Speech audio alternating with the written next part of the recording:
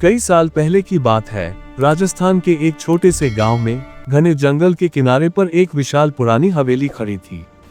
लोग उसे राजपूत हवेली या शापित हवेली कहते थे। हवेली इतनी बड़ी और भव्य थी कि दूर से देखने पर लगता था मानो कोई राजमहल हो। ऊंची ऊंची दीवारें, नक्काशीदार दरवाजे, बड़े बड़े झरोखे और छत पर लगेगा सब कुछ राजसी ठाट बाट की याद दिलाता था। लेकिन आजकल वो हवेली वीरान पड़ी थी। दरवाजे पर मोटी मोटी जंजीरें लगी हुई, दीवारें टूट फूट चुकी और चारों तरफ जंगली झाड़ियां उग आई थी। गांव वाले शाम ढलते ही उस तरफ मुंह नहीं करते थे। बच्चे तो दूर, बड़े बूढ़े भी उसका नाम लेते ही सिहर उठते। कहा जाता था कि 100 साल पहले इस हवेली में एक शक्तिशाली राजपूत ठाकुर रहते थे, ठाकुर रणवीर सिंह। वो बहुत क्रूर और अत्याचारी थे। उनकी एक खूबसूरत बेटी थी, नाम था राजकुमारी अनारा। अनारा की शादी एक पड़ोसी राज्य के राजकुमार से तय हुई थी, लेकिन अनारा को एक गरीब नौजवान से प्यार हो गया था। वो हवेली का ही एक नाम था विक्रम। ठाकुर को जब ये पता चला तो गुस्से में आग बबूला हो गए। उन्होंने विक्रम को हवेली के तहखाने में कैद कर लिया और अनारा को जबरदस्ती शादी के लिए तैयार करने लगे। शादी की रात अनारा ने विक्रम को बचाने की कोशिश की। वो तहखाने में गई, लेकिन ठाकुर के सिपाहियों ने उन्हें पकड़ लिया। ठाकुर ने विक्रम को अनारा के सामने ही तलवार से मार डाला। अनारा चीखती चिल्लाती रही, लेकिन ठाकुर ने उसे भी तहखाने में बंद कर दिया। अनारा ने भूख प्यास से तड़प तड़प कर दम तोड़ दिया। मरते वक्त तो उसने श्राप दिया, इस हवेली में जो भी खुशी से रहेगा वो मेरी तरह तड़पेगा। मेरी आत्मा यहाँ भटकेगी और कोई भी यहाँ शांति से नहीं जी पाएगा। उसके बाद हवेली में अजीब अजीब घटनाएं होने लगी। ठाकुर की पूरी फैमिली एक एक करके रहस्यमयी तरीके से मर गई। कोई गिरकर, कोई बीमारी से, कोई आत्महत्या करके। हवेली खाली हो गई। गांव वालों ने कई बार पुजारी बुलाए, तंत्र मंत्र किए, लेकिन कुछ नहीं हुआ। अनारा की आत्मा अभी भी वहां भटकती थी। एक सफेद साड़ी में लंबे बालों वाली औरत, जिसकी आंखें लाल होती थी और चेहरा बदला लेने की आग से भरा। अब वर्तमान की बात। आज से कुछ साल पहले दिल्ली से एक युवा कपल आया गांव में, राहुल और प्रिया। राहुल एक फोटोग्राफर था, पुरानी जगहों की तस्वीरें खींचने का शौक था। प्रिया उसकी पत्नी, एक लेखिका। दोनों हनीमून पर थे और कुछ एडवेंचर चाहते थे। गांव में होटल में रुकते वक्त चाय की दुकान पर उन्होंने हवेली की कह सुनी। राहुल को तो मजा आ गया। वाह, क्या लोकेशन है यार, पुरानी हवेली, भूत की कहानी, परफेक्ट फोटो शूट के लिए। चलो प्रिया, वहां चलते हैं। प्रिया थोड़ी डरी, लेकिन राहुल की जिद के आगे मान गई। बस दिन में जाएंगे ना, रात को नहीं। राहुल हंसकर बोला, अरे पागल, भूत भूत कुछ नहीं होता, सब अफवाहें हैं। अगले दिन सुबह सुबह दोनों हवेली की तरफ निकल पड़े। गांव वाले मना करते रहे, बाबू मत जाओ, वो जगह शापित है। लेकिन राहुल ने किसी की नहीं सुनी। हवेली के सामने पहुंचकर दोनों हैरान रह गए। इतनी भव्यता, लेकिन इतना सन्नाटा। मुख्य दरवाजा जंजीरों से बंद था, लेकिन साइड से एक छोटा गेट टूटा हुआ था।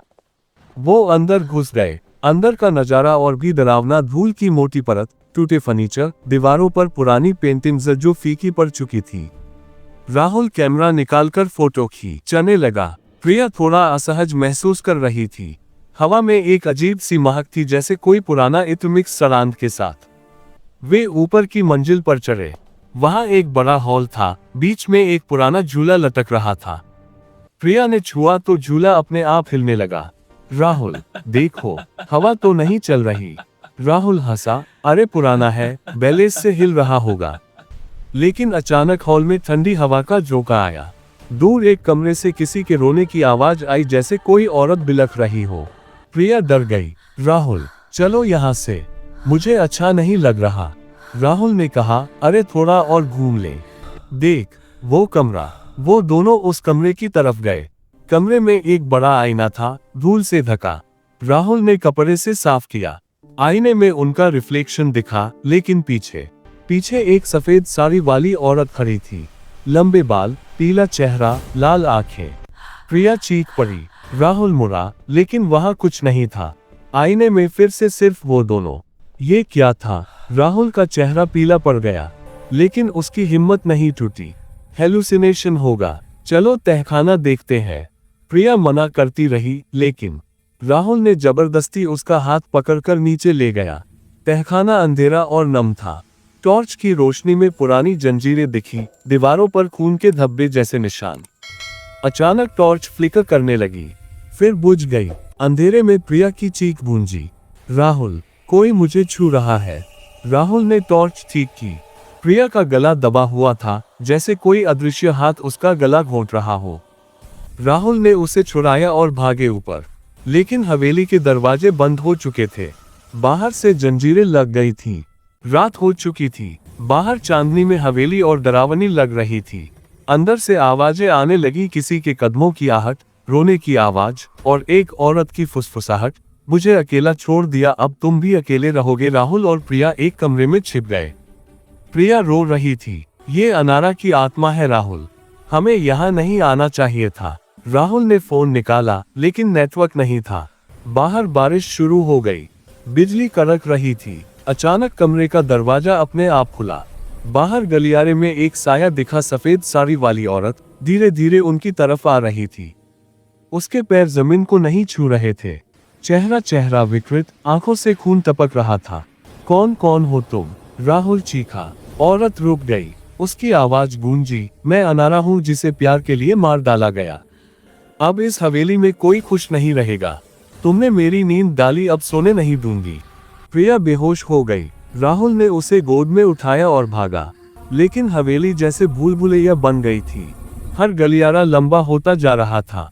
पीछे से अनारा की हंसी गूंज रही थी, ठंडी डरावनी हंसी। अचानक एक कमरे में पुरानी डायरी मिली। राहुल ने जल्दी से पढ़ा अनारा की डायरी। उसमें लिखा था कि श्राप तभी टूटेगा जब कोई सके और विक्रम के अवशेषों को एक साथ दफनाए और माफी मांगे। राहुल तहखाने में गया। वहां दो कंकाल मिले, एक औरत का, एक आदमी का। उसने उन्हें बाहर निकाला, बारिश में खोदकर गड्ढा बनाया और दोनों को साथ दफनाया। फिर जोर से बोला, माफ करना अनारा, तुम्हारी आत्मा को शांति मिले। अचानक हवा रुक गई। अनारा का साया दिखा, इस बार शांत, मुस्कुराता हुआ। शुक्रिया, अब मैं जा रही हूँ। और वो गायब हो गई। दरवाजे खुल गए। राहुल प्रिया को लेकर बाहर निकला। गांव वाले हैरान थे। उसके बाद हवेली में कभी कोई घटना नहीं हुई, लेकिन लोग कहते हैं कि अमावस्या की रात को अगर कोई हवेली के पास जाए से एक जोड़े की हंसी सुनाई देती है, अनारा और विक्रम की, खुश होकर।